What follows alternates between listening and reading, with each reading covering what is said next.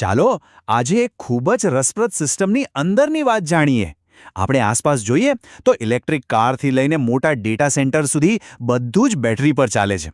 પણ આટલી બધી બેટરીઓને એકસાથે સુરક્ષિત અને કાર્યક્ષમ કઈ રીતે રાખી શકાય? આજે આપણે એક એવી જ સિસ્ટમની અંદર એક સિગ્નલની સફર પર નીકળીશું અને જોઈશું કે કેવી રીતે એ આખા સર્કિટમાંથી પસાર થઈને આપણને કામની માહિતી આપે છે. તો સૌથી પહેલો સવાલ એ થાય કે આ બધું શક્ય કઈ રીતે બને છે?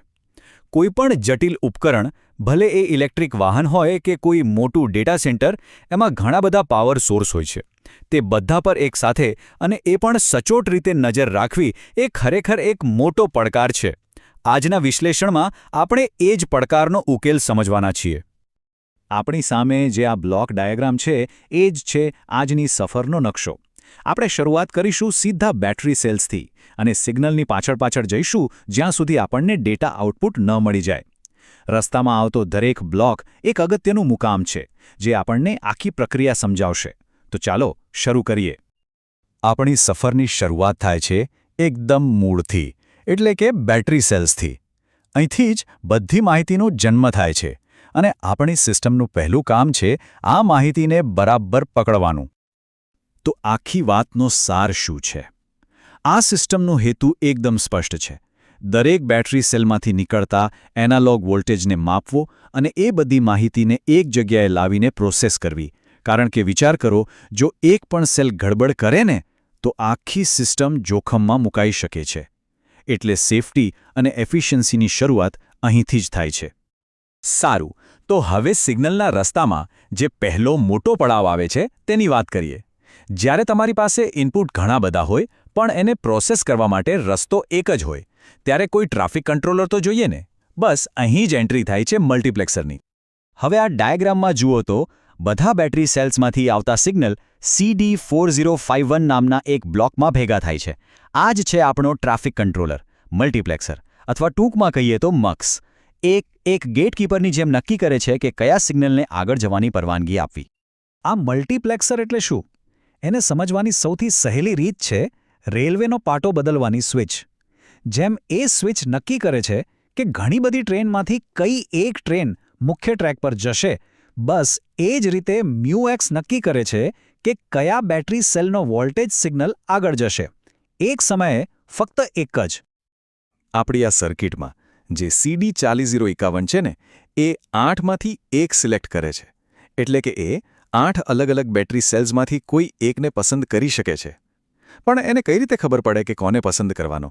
તો એનો કંટ્રોલ છે સિસ્ટમના મગજ પાસે, એટલે કે માઇક્રોકન્ટ્રોલર પાસે, જે તેને A, B અને C નામની 3 લાઇન દ્વારા સૂચનાઓ મોકલે છે. આનાથી સિસ્ટમને એકદમ ચોક્કસ કંટ્રોલ મળે છે. ચલો, સિગ્નલ તો સિલેક્ટ થઈ ગયો, પણ હવે એક નવો પડકાર છે. આપણું જે માઇક્રોકન્ટ્રોલર છે, એટલે કે સિસ્ટમનું મગજ, એને આ એનાલોગ ભાષામાં કંઈ સમજ નથી પડતી. એને તો ખાલી 1 અને 0 જ સમજાય. તો હવે શું કરવું? આ સિગ્નલનું ભાષાંતર કરવું પડશે. તો પાછા ડાયાગ્રામ પર આવીએ. MUXમાંથી જે સિગ્નલ નીકળ્યો એ સીધો જાય છે ADC0804 બ્લોકમાં. આ છે આપણો એનાલોગ ટુ ડિજિટલ કન્વર્ટર, એટલે કે સિસ્ટમનો ટ્રાન્સલેટર. અહીં જ એનાલોગ ભાષાનું ડિજિટલમાં રૂપાંતરણ થશે. એટલે આ ADC છે ને, એ સિસ્ટમનો ટ્રાન્સલેટર છે. સમજો કે એ બેટરીની એનાલોગ બોલીને માઇક્રોકન્ટ્રોલર સમજી શકે એવી ડિજિટલ લિપિમાં ફેરવી દે છે. આ રૂપાંતરણ વગર તો આખી સિસ્ટમ જ અટકી જાય. આ ADC0804 8 બીટનું છે. એનો મતલબ એ છે કે એ વોલ્ટેજને 256 જેટલા નાના ભાગમાં તોડીને માપી શકે છે.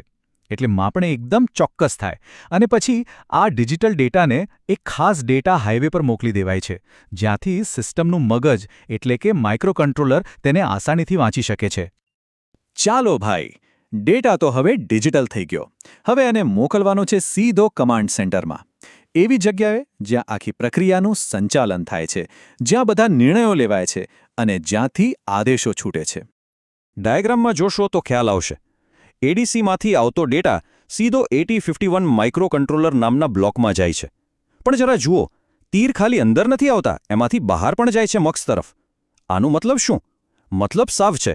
આ ખાલી ડેટા લેતું નથી, આ તો આખી સિસ્ટમને ચલાવે છે. આ જ સિસ્ટમનું હૃદય છે.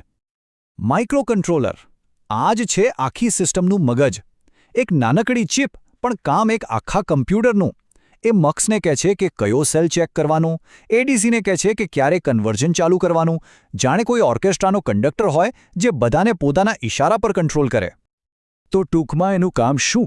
કઈ બેટરી ચેક કરવી એ નક્કી કરવાનું, એડીસી પાસે કામ કરાવવાનું, પછી જે રિઝલ્ટ આવે એ વાંચવાનું, અને પછી એ માહિતીનું શું કરવું એ નક્કી કરવાનું. શરૂઆતથી લઈને અંત સુધી બધું જ એના કંટ્રોલમાં છે. તો સિગ્નલની સફર હવે લગભગ પૂરી થવા આવી છે. ડેટા આવી ગયો, પ્રોસેસ પણ થઈ ગયો, પણ જો આ માહિતીને આપણે જોઈ જ ના શકીએ તો એનો શું ફાયદો? એટલે છેલ્લો અને સૌથી અગત્યનો તબક્કો છે આઉટપુટનો. ફરી એકવાર ડાયાગ્રામ પર નજર કરીએ. માઇક્રોકન્ટ્રોલરમાંથી 2 રસ્તા નીકળે છે. એનો મતલબ કે આપણો પ્રોસેસ થયેલો ડેટા 2 અલગ અલગ જગ્યાએ જાય છે. એક તાત્કાલિક માહિતી માટે અને બીજો વધુ ઊંડાણપૂર્વકના વિશ્લેષણ માટે. પેલો રસ્તો છે 7 સેગમેન્ટ ડિસ્પ્લે, એટલે કે એક નાની સ્ક્રીન જેના પર તરત જ વોલ્ટેજનું રીડિંગ દેખાઈ જાય. અને બીજો રસ્તો છે વધુ પાવરફુલ મેક્સ 232 દ્વારા સીધો કમ્પ્યુટર સાથે કનેક્શન. આનાથી તો ડેટા લોગિંગ, ગ્રાફિંગ અને વધુ જટિલ વિશ્લેષણ બધું જ શક્ય બને. અને આ છે એ નાનકડી પણ બહુ જ કામની ચિપ મેક્સ 232. આનું કામ શું છે? જુઓ, માઇક્રોકન્ટ્રોલર અને કમ્પ્યુટર છે ને એ બંને અલગ અલગ ભાષા બોલે છે, અથવા એમ કહો કે અલગ અલગ વોલ્ટેજ લેવલ પર વાત કરે છે. આ મેક્સ 232 એ ખાતરી કરે છે કે બંને એકબીજાની વાત બરાબર સમજી શકે. આ મેક્સ 232ને એક જાતનું વોલ્ટેજ ટ્રાન્સલેટર જ સમજી લો. માઇક્રોકન્ટ્રોલર સાવ ઓછા વોલ્ટેજ પર કામ કરે છે, જેને આપણે ટેકનિકલી TTL/CMOS કહીએ છીએ, જ્યારે કમ્પ્યુટરનો સિરિયલ પોર્ટ વધુ વોલ્ટેજ પર કામ કરે છે, જેને RS-232 કહેવાય છે. તો મેક્સ 232 બસ એ વોલ્ટેજ લેવલને મેચ કરી દે છે, જેથી બંને વચ્ચે વાતચીત થઈ શકે. અને બસ અહીં આપણી સફર પૂરી થાય છે. આપણે શરૂઆત કરી હતી બેટરીના એક સાદા એનાલોગ વોલ્ટેજથી, અને અંતે આપણી પાસે એક ડિજિટલ ડેટા છે જે ડિસ્પ્લે પણ થાય છે અને કમ્પ્યુટરમાં એનાલિસિસ માટે મોકલી પણ શકાય છે. આખી સિસ્ટમના દરેક ભાગે પોતાનું કામ બખૂબી નિભાવ્યો. તો હવે છેલ્લો અને સૌથી મહત્વનો સવાલ: આ સિસ્ટમ હવે કમ્પ્યુટર સાથે વાત કરી શકે છે, તો એનાથી નવી કઈ શક્યતાઓ ખુલે છે? અરે, આનાથી તો બેટરી મેનેજમેન્ટની આખી દુનિયા બદલાઈ જાય છે. હવે ડેટાને લાંબા સમય સુધી રેકોર્ડ કરી શકાય, દુનિયાના કોઈ પણ ખૂણેથી બેટરીનું સ્ટેટસ ચેક કરી શકાય, અને એટલું જ નહીં, આ ડેટાના આધારે એ પણ આગાહી કરી શકાય છે કે કઈ બેટરી ક્યારે ખરાબ થઈ શકે છે. એટલે આ સિસ્ટમ ખાલી ડેટા નથી વાંચતી, પણ સ્માર્ટ પાવર મેનેજમેન્ટનો દરવાજો ખોલી આપે છે.